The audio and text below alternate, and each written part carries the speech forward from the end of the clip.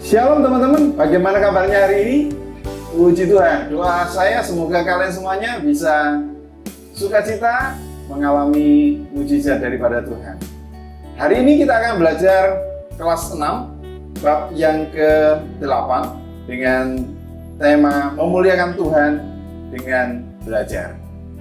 Sebelum kita masuk lebih dalam, mari kita berdoa. Bapa di surga, terima kasih untuk hari ini Engkau masih beri kesempatan kami hidup memuliakan nama-Mu. Biarlah kami sebagai pelajar senantiasa fokus kepada studi kami, masa depan kami, karena Engkau ada di dalam hidup kami, menolong masa depan pelayanan keluarga kami. Terima kasih Bapak, berkati materi hari ini sehingga kami bisa memuliakan nama-Mu di dalam nama Bapa, Putra dan Roh Kudus Allah kami yang Esa. Amin.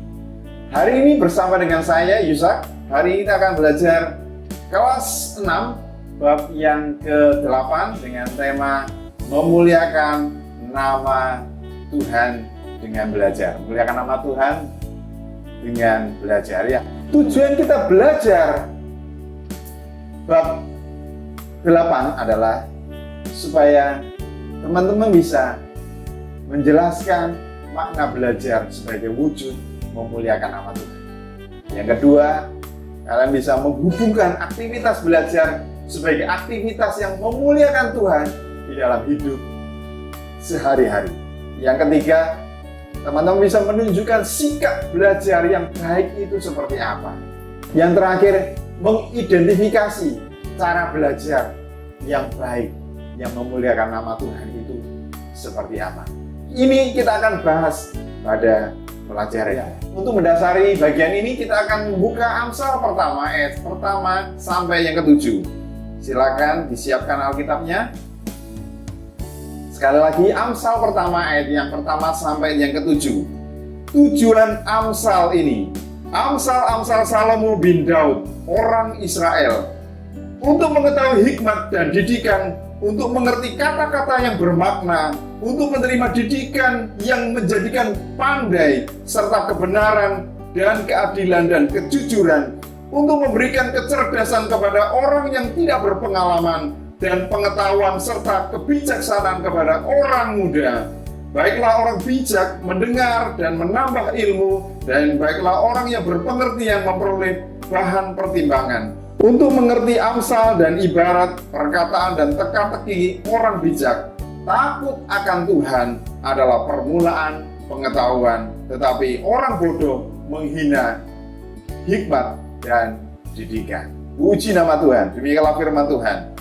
Anak-anak, di bagian pengantar ini ada pertanyaan. Kalian diminta menjawab 3 pertanyaan. Yang pertama, dari manakah sumber kepintaran, kecerdasan, dan kebijaksanaan dalam diri manusia? Dari usahanya sendiri atau dari mana? Mudah sekali, kalian pasti tahu bahwa sumber kepintaran, kecerdasan, dan kebijaksanaan asalnya dari Allah. Seperti Amsal tadi dikatakan, segala sesuatu bersumber bermuara dari Allah. Yang kedua, apa saja sih yang dapat kamu lakukan untuk memperoleh ilmu dan keterampilan? Ada banyak usaha yang kita bisa lakukan, yaitu yang pertama adalah kita harus belajar. Belajar apa Pak? Ya, belajar segala sesuatu, belajar buku, belajar sepeda motor, belajar nyetir, belajar mengoperasikan satu aplikasi, itu belajar. Kita juga bisa membaca Alkitab, belajar membaca Alkitab, menemukan isi Alkitab, kita juga berdoa, berinteraksi dengan Tuhan, itu juga belajar. Maka oleh sebab itu, hal yang kita bisa lakukan adalah kita haus akan ilmu pengetahuan dan keterampilan, maka suatu kelak kalian bisa dipersiapkan untuk ahli di dalam bidang tertentu. Yang ketiga, dapatkah kita memuliakan Tuhan dengan belajar? Sangat dapat. Mengapa? Contohnya, ketika kita belajar, besok mau ujian atau ulangan, kita belajar, kemudian hasil belajar itu mendapatkan nilai yang terbaik, maka itu bisa mengharumkan, memuliakan nama Tuhan. Orang tuamu juga senang, dan dirimu yang pertama yang paling senang. Itu yang kita dapatkan ketika kita belajar memuliakan nama Tuhan. Sekarang kita akan mendalami firman Tuhan. Kita tadi udah baca Amsal pertama sampai 7. Lanjut sekarang, Salomo menulis kitab ini. Jadi penulis kitab Amsal adalah Salomo. Siapa Pak Salomo? Salomo adalah anaknya Raja Daud, orang hebat, orang yang cerdas. Jadi Salomo dipakai Tuhan memiliki kehebatan, hikmatnya, kebijaksanaannya, hikmatnya luar biasa sampai terkenal di seluruh negeri. Ya, ia dikenal sebagai raja yang paling bijaksana karena ia memang meminta hikmat daripada Tuhan. Ia tidak meminta kekayaan dan ketenaran. Jadi pada waktu itu ada dialog antara Tuhan dengan Salomo. Salomo, kamu minta apa? Apakah kamu minta kekayaan atau ketenaran atau sesuatu kekayaan yang dunia miliki? Aku akan berikan. Tapi Salomo tanya kepada Tuhan, Tuhan, aku hanya minta hikmat daripada Engkau. Mari kita baca 1 Raja-Raja 3 ayat yang ke-5 sampai 10. Di Gibeon itu Tuhan menampakkan diri kepada Salomo dalam mimpi pada waktu malam. Berfirmanlah Allah, mintalah apa yang hendak kuberikan kepadamu. Lalu Salomo berkata, Engkaulah yang telah menunjukkan kasih setiamu yang besar kepada hambamu Daud ayahku. Sebab ia hidup di hadapan engkau dengan setia, benar dan jujur terhadap engkau. Dan engkau telah menjamin kepadanya kasih setia yang besar itu dengan memberikan kepadanya seorang anak yang duduk di tahtanya seperti pada hari ini. Maka sekarang ya Tuhan Allahku, Engkaulah yang mengangkat hambamu ini menjadi raja menggantikan Daud ayahku. Sekalipun aku masih sangat muda dan belum berpengalaman, demikianlah hambamu ini berada di tengah-tengah umatmu yang kau pilih.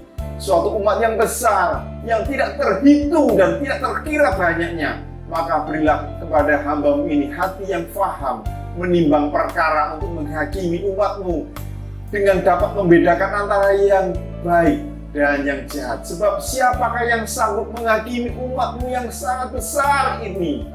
Lalu adalah baik di mata Tuhan bahwa Salomo meminta hal yang demikian. Itulah sebabnya tulisan Salomo dalam kitab ini memiliki pesan hikmat kebijaksanaan yang dalam, yang bersumber dari Tuhan, yang memuliakan Tuhan dengan hikmat yang juga berasal daripada Tuhan. Salomo pada bagian awal kitab Amsal ini menyatakan bahwa melalui pendidikan orang akan pandai, tahu dan melakukan apa yang benar, adil dan jujur, dan juga memberikan kecerdasan serta pengetahuan dan hikmat. Siapa yang menjadi sumber hikmat dalam hidup manusia? Kitab Amsal menyatakan bahwa awal dari semua pendidikan dan hikmat adalah dari Tuhan sendiri. Karena Tuhanlah sumber hikmat. Karena setiap orang yang sudah mendapatkan hikmat dan didikan harus menerapkan semua itu untuk memuliakan nama Tuhan. Luar biasa bagian ini. Anak-anak, kepintaran dan kecerdasan yang manusia miliki itu berasal dari Tuhan dan bukan berasal dari yang lain atau berasal dari usaha kita sendiri. Jadi jangan kalian merasa, oh aku paling hebat di kelas, aku paling bisa di kelas, aku paling menguasai di rumah. Kita belajar dari Salomo bahwa asal dari segala sesuatu kecerdasan, kemampuan kita adalah daripada Tuhan. Itulah sebabnya ketika manusia menggunakan akal dan pikirannya itu berarti manusia sedang memuliakan nama Tuhan. Baik, teman-teman, pada halaman 69 ada pertanyaan lagi ya. Jangan khawatir, kita dikelilingi oleh pertanyaan-pertanyaan. Tujuannya apa Pak? Supaya kita semakin tahu dan semakin memahami dan semakin paham makna dari belajar memuliakan nama Tuhan. Jadi yang pertama ada pertanyaan, mengapa orang perlu belajar selama hidupnya? Ayo, mengapa sih kok harus belajar? Lahir perlu belajar, kelas 1 SD perlu belajar, kelas 2 perlu belajar, sudah tua pun perlu belajar. Mengapa Pak? Ya, jadi pada dasarnya gini teman-teman, kita ini pada dasarnya nggak tahu HP, nggak tahu isi buku, nggak tahu tentang LCD, nggak tahu tentang perangkat. Kecuali kalau teman-teman tahu Contohnya, kalian yang menemukan HP, handphone, atau cellphone, kalian yang menemukan sepeda, maka kalian akan nggak usah belajar karena sudah tahu. Sudah tahu aja, karena kadang kita perlu belajar, apalagi yang tidak tahu. Jadi kita pada dasarnya itu nggak tahu, makanya kita perlu belajar. Jadi waktu kelas 1, kelas 2 belajar naik sepeda, itu perlu belajar cara keseimbangan, cara mengayuh dan cara menggerakkan rodanya itu. Perlu belajar semuanya. Ya. Yang kedua, jelaskan dengan kata-katamu sendiri apa yang disebut dengan belajar. Menurut Kamus Besar Bahasa Indonesia, belajar adalah berusaha memperoleh kepandaian atau ilmu pengetahuan. Belajar itu juga sesuatu untuk kita berlatih. Yang terakhir, belajar itu merubah tingkah laku kalian untuk bisa menjadi berpengalaman atau ahli dalam bidang tertentu. Oke, lanjut. Kapan manusia belajar? Sejak usia berapa sih seseorang belajar? Dan pada usia berapa ia berhenti belajar? Menarik kan pertanyaan ini? Ya. Kapan manusia belajar? Ya sejak manusia itu lahir itu. Sejak manusia ada di bumi, orang itu harus belajar. Sejak usia berapa? Tidak dibatasi usia. Usia tidak ada hubungannya dengan belajar atau tidak belajar. Jadi sejak kita kecil, bayi pun perlu belajar. Belajar makan, belajar minum, belajar berjalan, belajar buku, dan semuanya. Pada usia berapa ia berhenti belajar? Jadi pertanyaan ini menarik. Sejak kapan kita selesai berhenti belajar? Ya kalau kita udah mati, udah nggak bisa belajar lagi. Jadi ketika tutup mata kita udah tutup, kita masuk dalam kubur, dia berhenti di situ karena sudah nggak ada di bumi. Jadi ketika kita ada di bumi, kita perlu belajar. Apakah jawabmu jika ditanya pertanyaan demikian? Kita udah jawab tadi ya. Umumnya jawaban yang muncul adalah manusia belajar ketika ia masuk usia sekolah, yaitu 6 tahun, dan berhenti belajar kalau sudah tua dan tidak akan membaca lagi. Benarkah seperti itu?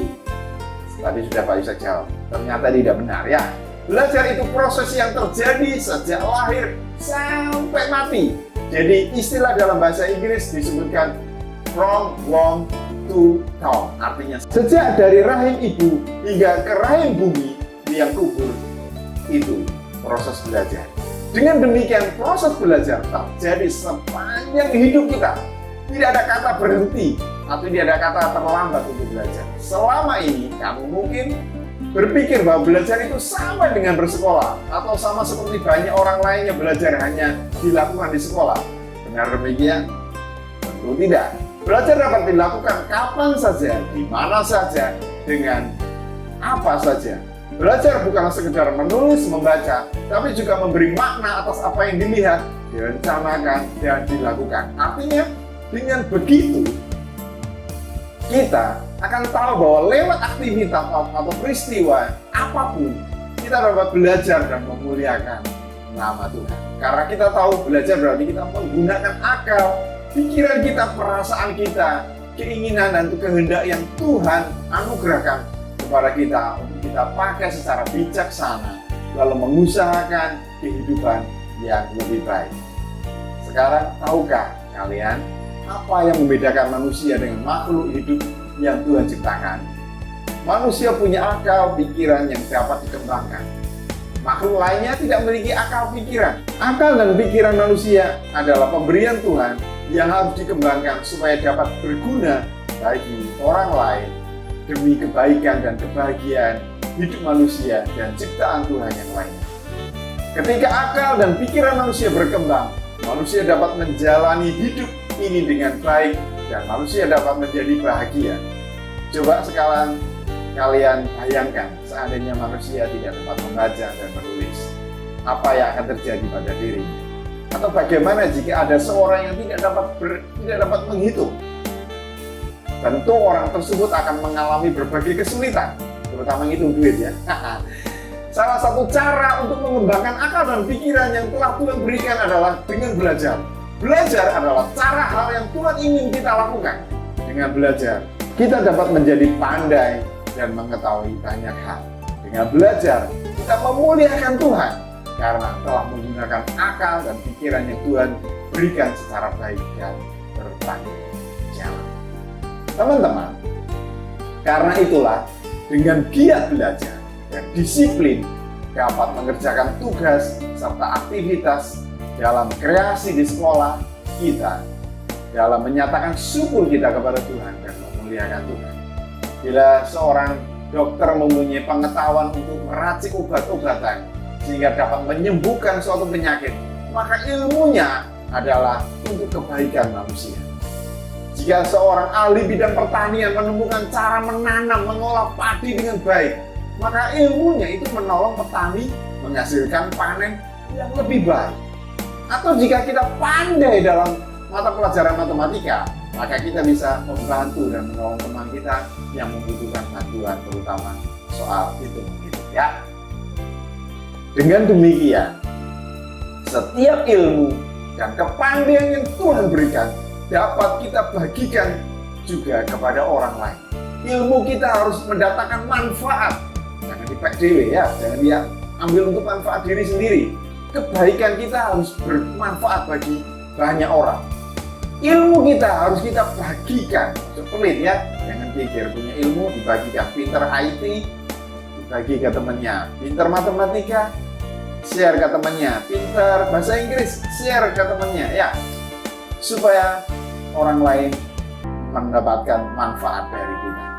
Jadi ilmu yang kita bagikan itu agar menjadi manfaat berkat bagi banyak orang. Dengan demikian kita menggunakan ilmu kita untuk memuliakan nama Tuhan.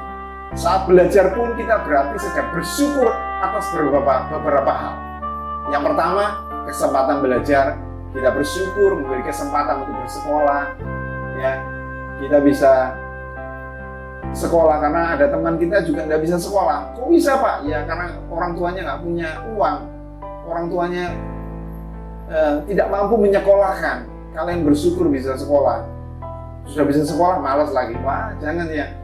Tidak semua anak memiliki kesempatan bersekolah. Ada anak yang tidak bisa sekolah karena orang tuanya tidak mempunyai uang untuk menyekolahkan mereka. Ada juga anak yang sakit dan harus dirawat sehingga ia tidak dapat merasakan senangnya belajar dan bersekolah. Yang kedua, orang-orang yang Tuhan berikan di sekitar kita. Jadi kita bersyukur punya teman-teman di sekitar kita. Dengan belajar, kita pun bersyukur untuk guru kita, teman kita, orang tua, bahkan pegawai yang ada di sekolah kita yang telah menunjang kita dalam belajar. Kita masuk pertanyaan lagi. Ada pertanyaan lagi ya. Tuliskan pemahamanmu tentang belajar berdasarkan Amsal yang pertama ayat yang pertama sampai ke-7. Yang kedua, bagaimana cara belajar yang dikehendaki Tuhan dalam hidupmu? Ya, kita bisa jawab ya bahwa belajar sesuai dengan Amsal pasal pertama ayat pertama sampai 7 adalah belajar memuliakan Tuhan. Jadi belajar yang memuliakan Tuhan itu belajar yang bermanfaat bagi teman, bagi orang tua, bagi dirimu sendiri. Ya. Yang selanjutnya kita masuk dalam diagram. Di situ perhatikan diagram ini ya. Ada pertanyaan. Cara belajar yang dikehendaki Tuhan dan cara belajar yang tidak dikehendaki Tuhan.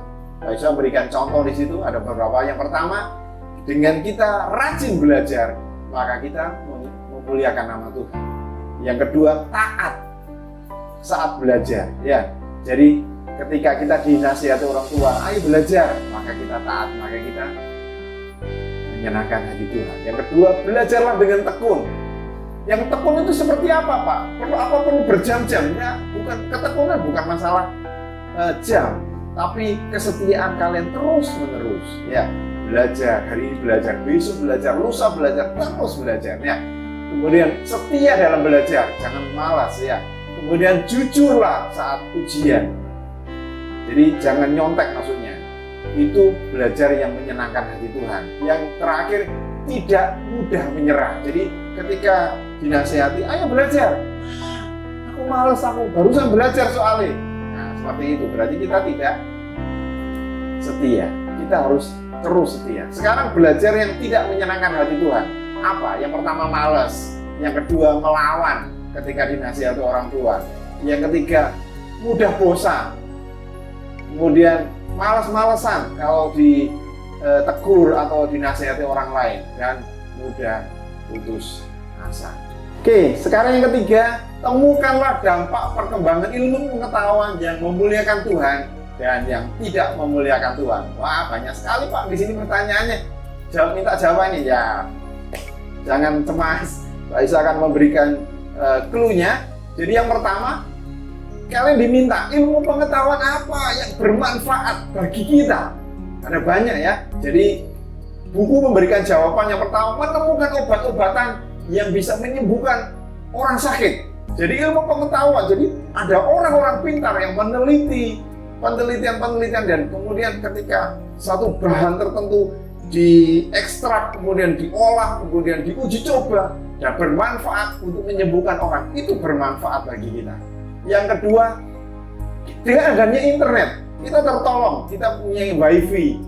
Oleh karena ada internet sehingga kita bisa mengembangkan handphone kita untuk melakukan tugas-tugas ataupun pelayanan kita kepada Tuhan. Jadi dengan adanya internet kita bisa melakukan tugas belajar dan lain sebagainya. Yang ketiga, adanya GPS, Global Position System, luar biasa.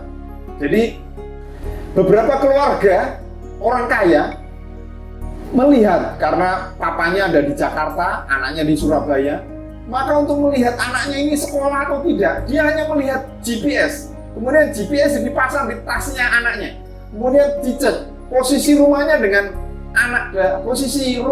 sekolah kan berbeda. Ketika anak ini bergerak dari rumah ke sekolah, orang tuanya mengecek dari handphonenya, mau dicek, oh anakku sedang berjalan dari rumah ke sekolah. GPS, anaknya dipantau posisinya, itu GPS.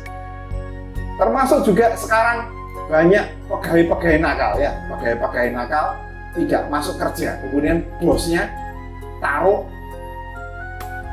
sistem di motornya atau di mobilnya, kemudian kalau pegawainya itu ada di rumah dan tidak ke kantor, maka bosnya lihat, loh, anak buahku kok di rumah nggak masuk kantor, ketahuan. Atau suruh ngirim barang, loh, kok nggak berangkat dari kantor ke satu tujuan tertentu. Nah, itu adalah manfaat dari GPS, luar biasa. Teknologi layar sentuh. Nah, dulu kita bingung dengan layar sentuh.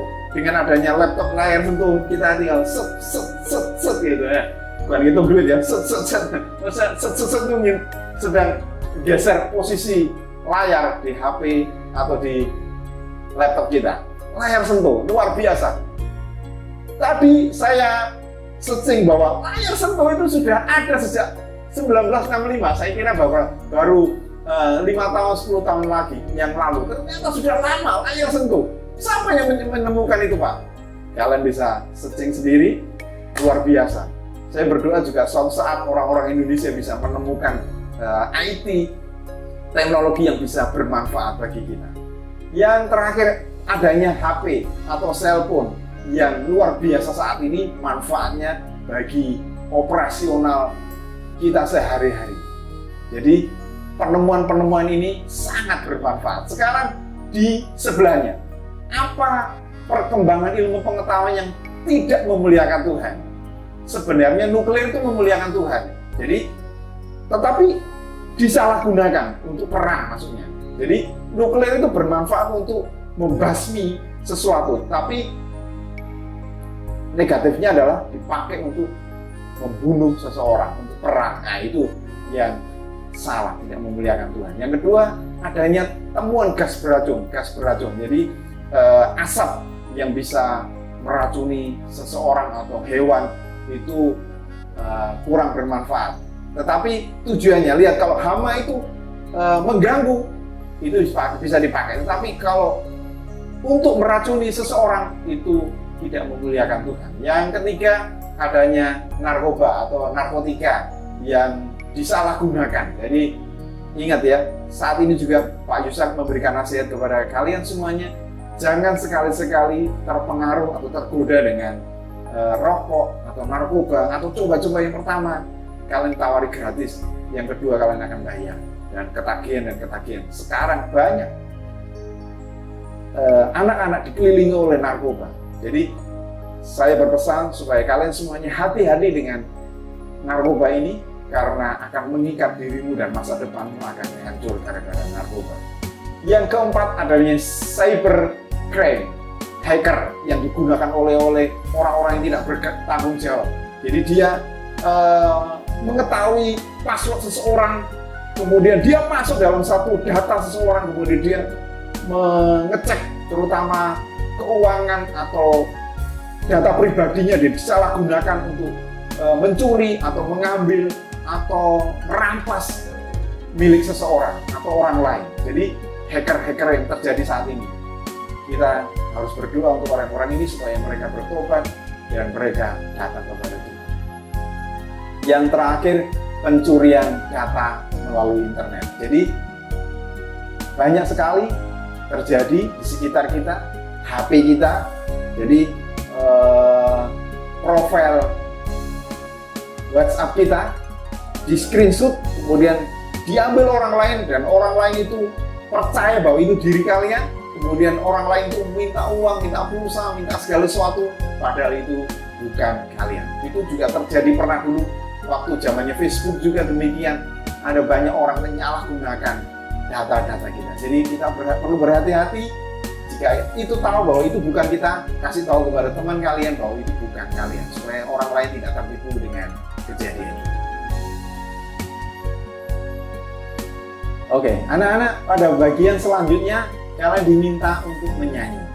Ya, khusus bagian ini Pak Yusuf tidak akan menyanyi, tapi Pak Yusuf akan baca isinya, karena di sini setelah ini kalian akan diminta pertanyaan. Ya, luar biasa, ini Yehuda sedang menciptakan lagu. Pak Yusuf juga berdoa suatu saat kalian bisa menciptakan lagu untuk Tuhan dan bermanfaat dan menyentuh dan memberkati banyak orang. Kata-katanya seperti ini: hai anakku, janganlah engkau melupakan ajaranku, biarlah hatimu memelihara perintahku, karena panjang umur dan lanjut usia serta sejahtera akan ditambahkan kepadamu.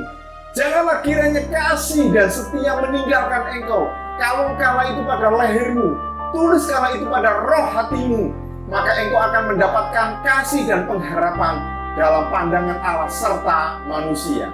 Percaya padanya dengan segenap hatimu dan janganlah bersandar pada pengertianmu sendiri. Akuilah dia dalam segala lakumu, maka ia akan meluruskan jalanmu. Karena panjang umur dan lanjut usia serta sejahtera akan ditambahkannya kepadamu. Janganlah kiranya kasih dan setia meninggalkan engkau. Kalungkanlah itu pada lehermu, tuliskan itu pada roh batinmu, maka engkau akan mendapat kasih dan penghargaan dalam pandangan Allah serta manusia. Percaya padanya dengan segenap hatimu dan janganlah bersandar pada pengertianmu sendiri. Akuilah dia dalam segala lakumu, maka ia akan meluruskan hatimu.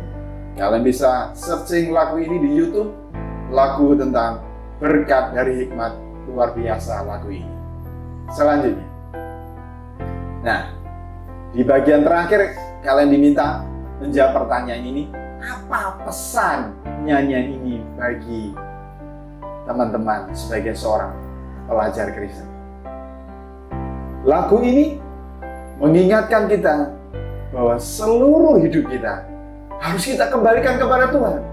Hidup ini milik Tuhan. Jadi jangan main-main, jangan macam-macam dengan apa yang kau lakukan. Hidup ini milik Tuhan, maka berikan untuk Tuhan. Kekuatan ini milik Tuhan, maka berikan kekuatan ini untuk Tuhan. Kemampuan ini milik Tuhan, kepintaran ini, akal budi kita ini milik Tuhan, maka kita kembalikan kepada Tuhan. Karena Dia adalah pemilik hidupmu. Kalian sudah ditebus oleh darah dan kematian Yesus, maka engkau juga harus persembahkan hidupmu kepada Tuhan. Yang kedua, tuliskanlah komitmenmu untuk memuliakan Tuhan melalui aktivitasmu sebagai seorang pelajar Kristen. Komitmen itu apa sih, Pak? Komitmen itu janji. Janji untuk setia, janji untuk melakukan kepada Tuhan. Jadi membuat tulisan, kemudian persembahkan yang pertama untuk Tuhan, ya. Yang kedua, setorkan ke guru. Janji, Tuhan, mulai hari ini aku mau pakai seluruh hidupku untuk menyenangkan hati engkau. Seperti itu, ya. Baik, teman-teman, materi Bapak sudah selesai. Tiba saatnya Bapak akan berikan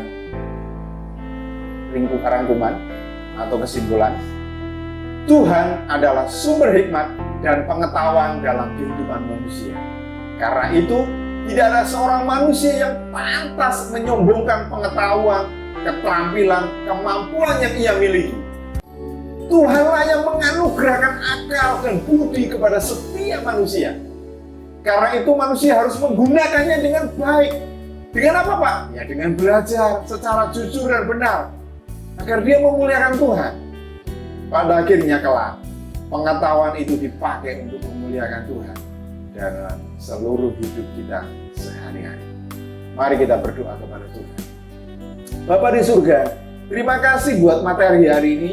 Kami tahu sekarang Tuhan, bahwa hidup ini adalah milik Tuhan. Maka wajarnya kalau kami menyerahkan hidup ini kepada Tuhan. Tuhan, saya tahu ketika saya bisa, kebisaan saya, kepintaran saya itu datangnya dari Tuhan. Saya tidak ada sumbangsihnya apapun atas kepintaran, kemampuan saya, kehebatan saya. Oleh sebab itu, saya akan memberikan kepintaran, kemampuan saya, potensi yang saya miliki ini untuk Tuhan.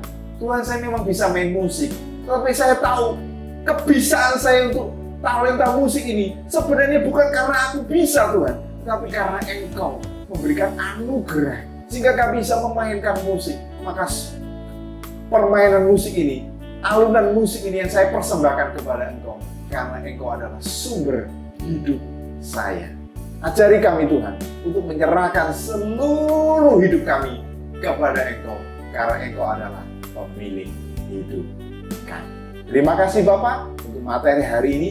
Kami bersyukur biarlah kami memuliakan Tuhan melalui belajar, melalui kesetiaan kami kepada Engkau. Berkati kami, berkati guru kami, berkati orang tua kami, berkati bisnis orang tua kami, berkati orang-orang di sekitar kami, supaya orang-orang di sekitar kami juga mengenal Engkau sebagai Tuhan dan Juru Selamat secara pribadi. Kami alaskan doa ini di dalam nama Bapa, Putra dan Roh Kudus, Allah kami yang Esa.